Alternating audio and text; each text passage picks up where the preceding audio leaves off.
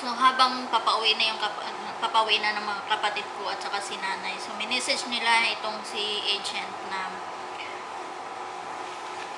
kung may resibo ba ng binili niyang aircon. Sabi naman niya, meron siyang resibo, meron ganyan, ganyan.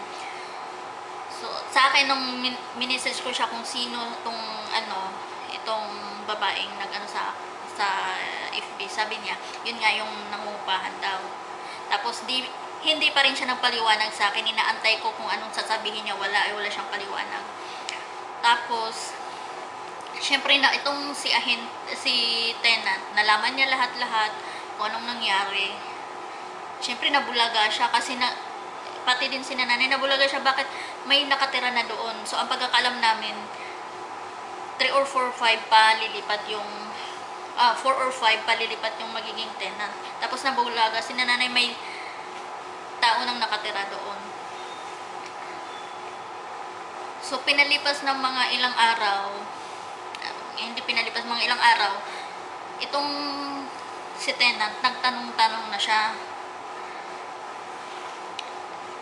So may kakilala siya na doon din nakatira. So ito namang pinagtanungan niya, which is kakilala na itong agent. So nakarating sa kanya ang balita na ganyan ang nangyari, na tinatanong naman niya kung totoo bang, kung legit ba talaga itong si ganyan. So nakarating ang balita sa kanya. So ang pinagbiltahan niya itong si tenant.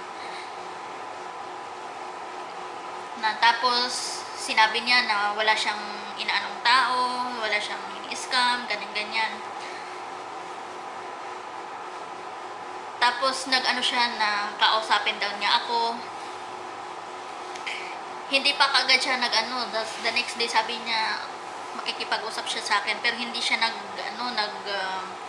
nag-initiate tumawag sa akin ng umaga. Pinaabot pa, tapos sabi ko ako na lang tatawag. Sabi niya, ang dami ng alibay na mamaya daw kasi may ginagawa. Tapos bandang huli, pagkagabi na, sabi niya, magpapaliwanag daw siya. So, nagpaliwanag na nga siya na, Madam, akala ko kasi ang unit mo is nasa 8th floor.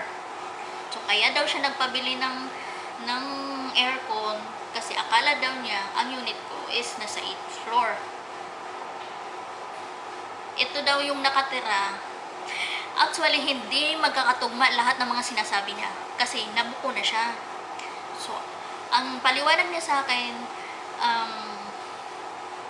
actually, madam, sabi niya, yung nakatira, ililipat dapat siya doon sa 8th floor. Doon talaga siya. Kasi daw, yung sa 8th floor, hindi pa siya naka-stay doon. So, doon man nila sinalbak sa akin.